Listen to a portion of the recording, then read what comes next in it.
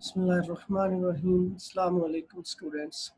Here is Mubashir Riaz.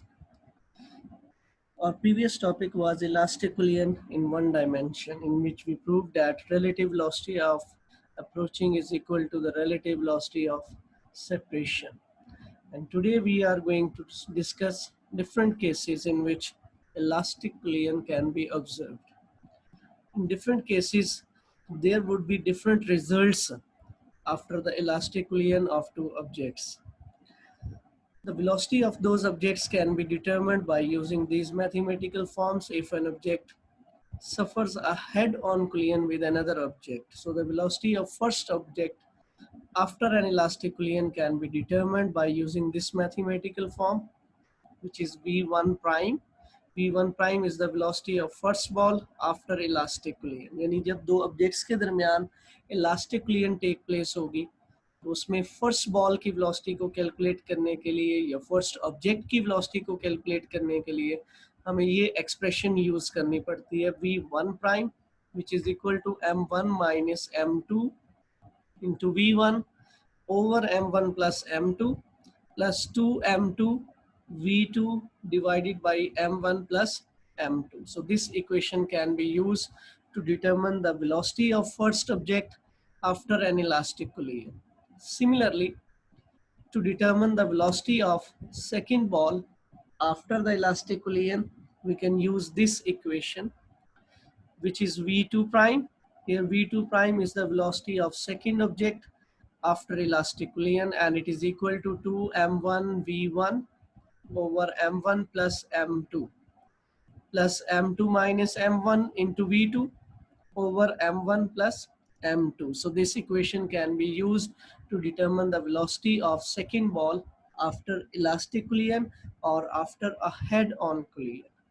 So let me start different cases in which elastic collision can be observed. So here is case number 1. When there are two similar objects, when there are two identical objects, for example, let we have two objects of mass m1 and m2, and they have same mass. Both are moving with velocity v1 and v2 respectively. Velocity of the first ball is v1 and the velocity of the second ball is v2. Here v1 is greater than v2, so they collide with each other and their collision is perfectly an elastic collision. Since according to the given condition, the mass of both objects is the same, m1 is equal to m2. Mass of first object is equal to the mass of second object. Hence we can replace them by m. क्योंकि दोनों का mass एक जैसा है, तो हम m1 को भी m से और m2 को भी m से replace कर सकते हैं. To determine their velocity, this is the equation to determine the velocity of first object after elastic collision, m1 minus m2 v1 over m1 plus m2 plus 2m2 v2 over m1 plus m2. So by putting the values of m1 and m2, which is equal to m, so this equation becomes m minus m, यानी जहाँ m1 और m2 है वहाँ उसको आप m से replace कर देते हैं. So m minus m, similarly m plus m plus 2m v2 over m plus m. So here is m cancelled with m because they are positive and negative, so they cancel out each other. Hence the first factor becomes 0 plus 2m v2 over 2m. 2m से 2m be cancel, so the final result is equal to v2. Hence the velocity of first ball after this elastic collision is equal to v2. Similarly, the velocity of second object can be determined by using this equation v2 prime, 2m1 v1 over m1 plus m2 plus m2 minus m1 over m1 plus m2 into v2. Again by putting the values of m1 and m2 which is equal to m, यानी आपने m1 और m2 दोनों को m से replace कर देना है. m cancelled with m, so second factor becomes 0. 2m v1 over 2m plus 0, and it is equal to v1.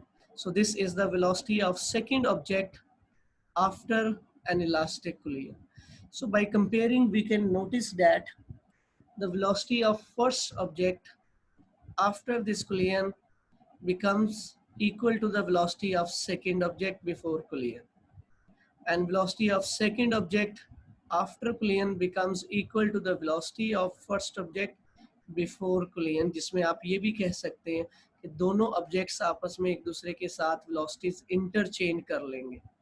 जो वेलोसिटी पहले सेकंड बॉल की थी, अब वो वेलोसिटी फर्स्ट बॉल की है, और जो वेलोसिटी फर्स्ट बॉल की थी, after this collision it becomes the velocity of second ball. Hence, they interchange their values, they interchange their velocities. So this is case number 1, when two identical ball or when two identical bodies collide with each other. Case number 2, when a ball collides with another ball of same mass, but it is at rest. यहाँ target particle जो है वो rest की state में है. So let me suppose these are two objects. The mass of first ball is m1 and moving with velocity v1. The mass of second ball is m2 and it is at rest. Velocity of the second object is 0. So according to the condition, they have same mass, so we can replace them by m. And second condition is the velocity of second object is 0. So after this elastic collision, we can determine their velocities by using the same expressions v1 prime. So in this equation, we have to put m1, m2 is equal to m. इस equation में आपने m1 और m2 को m से replace करना है, जबकि v2 को 0 पुट करना है. So by putting the values, equation becomes m minus m v1 over m plus m plus 2m into 0. Here v2 is 0 divided by m plus m. So they cancel out, and this factor also becomes 0 after multiplication. So velocity of first ball after this impact, after this elastic collision becomes 0, which means that after the elastic collision first ball comes to rest. यानी टकराने के बाद पहली ball stop हो जाएगी. To determine the velocity of second ball, we can use this expression again by putting the same values. v2 prime becomes equal to v1. Second object की velocity v1 के equal हो जाती है. इसका मतलब क्या है कि after this elastic collision first ball comes to rest and second ball starts moving with the velocity of first ball. यानी दूसरी बॉल टकराने के बाद पहली बॉल की वेलोसिटी से मूव करना शुरू कर देगी, and the first ball comes to rest. So we can describe its result that they interchange their velocities. यहाँ फिर उन्होंने एक दूसरे के साथ वेलोसिटीज को इंटरचेंज किया.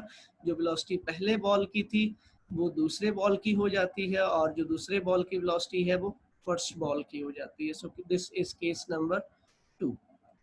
Now the case number 3, when a light body collides with a heavy body at rest. कि जब एक बहुत स्मॉल मैस वाला ऑब्जेक्ट एक ग्रेटर मैस वाले ऑब्जेक्ट के साथ कोलाइड हो जो कि रेस्ट की स्टेट में है.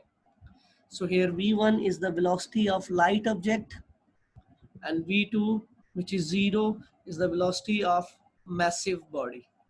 So according to the condition, m1, which is the mass of first ball, is very small than the mass of second ball.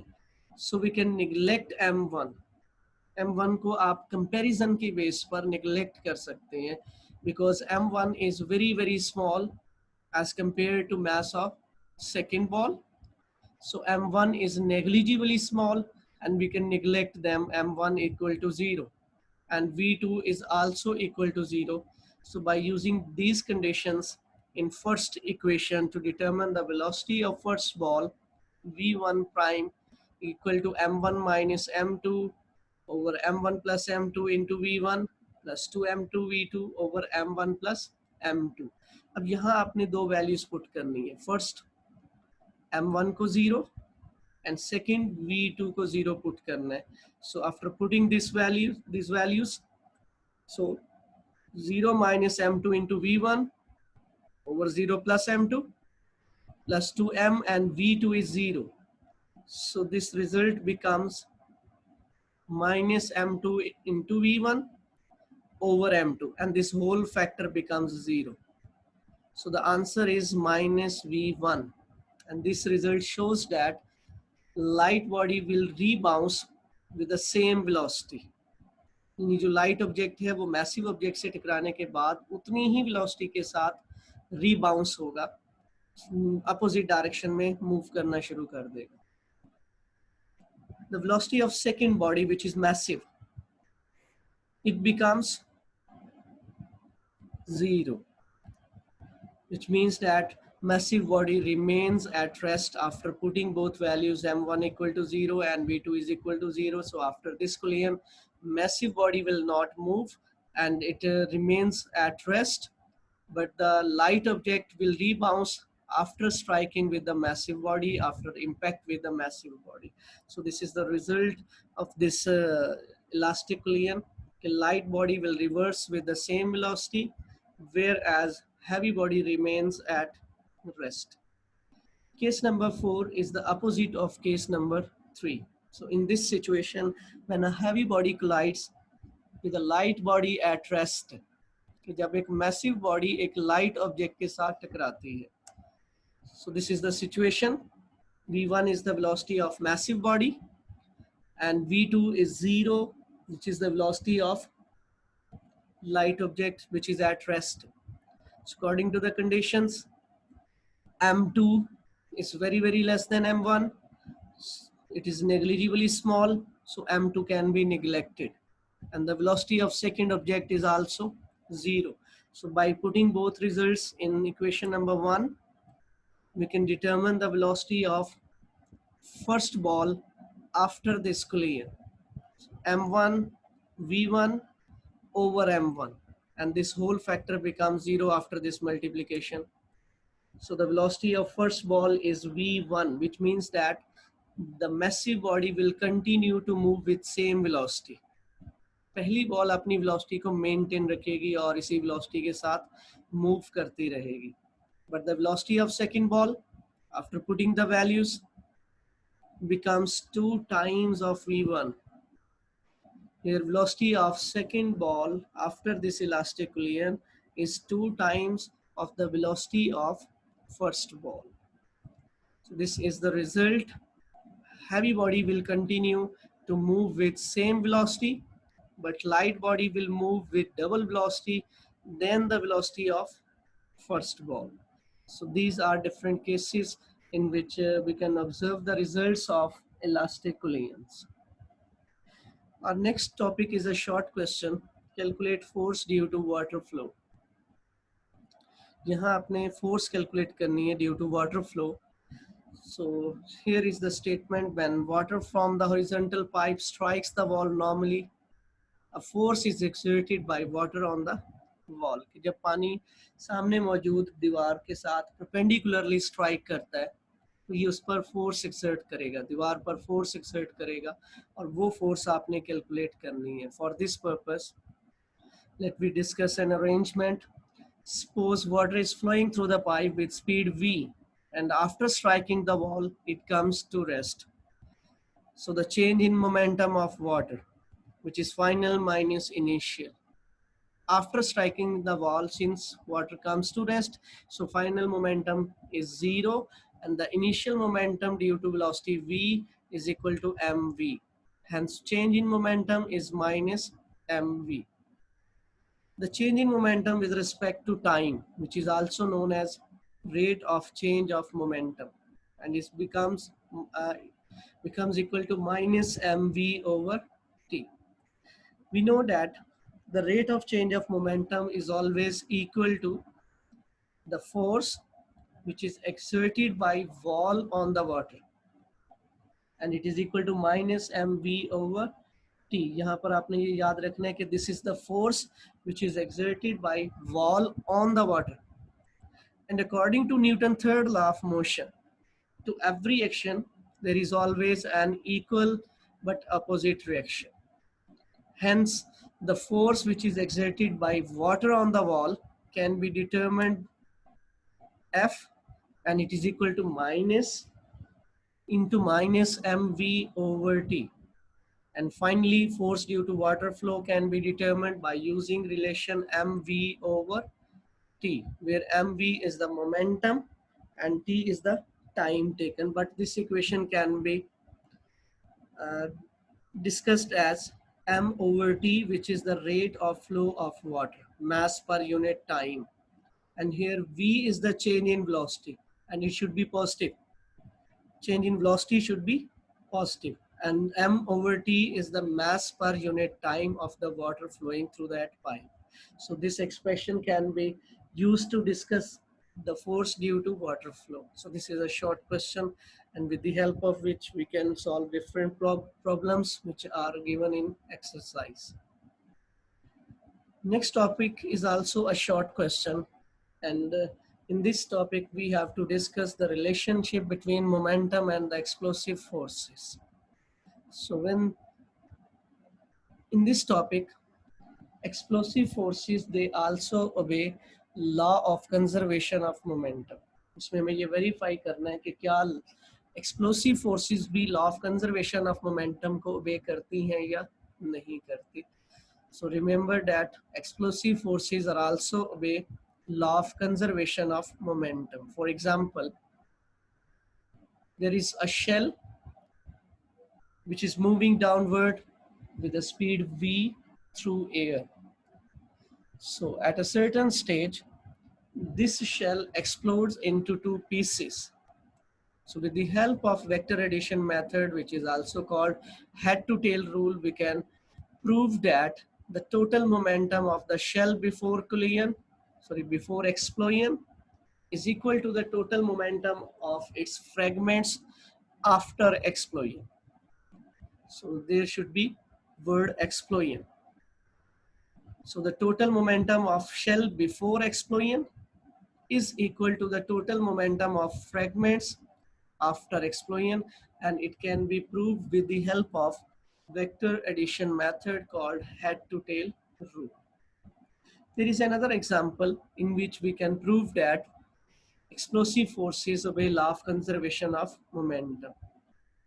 When a bullet of mass m is fired from a gun of mass capital M, then bullet moves forward with velocity small v and gun recoils with velocity capital V. कि जब एक bullet को एक gun से fire किया जाता है तो बुलेट फॉरवर्ड मूव करेगी विद स्मॉल वेलोसिटी v, और रिएक्शन के तौर पर गन रिकॉइल होगी, बैकवर्ड मूव करेगी with velocity capital V. So by using law of conservation of momentum, which is m1 u1 initial momentum of the bullet, m2 u2 initial momentum of the gun. On the right side, m1 v1 is the final momentum of bullet, m2 v2 is the final momentum of gun. Since before firing they are in state of rest, hence left side becomes 0, but on right side the mass of bullet is small m and its velocity is small v. Mass of gun is capital M and its velocity is capital V, and we can write them mv is equal to minus mv. Here mv is the momentum of gun and small mv is the momentum of bullet, and this result shows that momentum of gun is equal in magnitude to the momentum of bullet but opposite in direction. Negative sign shows that they have opposite direction. So momentum of gun is equal to momentum of bullet but in opposite direction. यहाँ ये question पैदा होता है कि bullet की velocity तो बहुत ज़्यादा है बट गन की वेलोसिटी बहुत कम है, फिर भी इनका मोमेंटम कैसे सेम हो सकता है. So this can be discussed by using this equation v, which is the velocity of gun and is equal to minus mv over m. And this equation shows that velocity of the object and its mass, they are inversely proportional to each other. So that's why the momentum of gun is equal to the momentum of bullet, कि अगर bullet का मास कम है तो velocity ज्यादा है, gun का अगर मास ज्यादा है तो उसकी वेलोसिटी कम है, जिससे इनकी प्रोडक्ट सेम रहेगी. So that's why momentum of gun is equal to the momentum of bullet but in opposite direction. Thank you.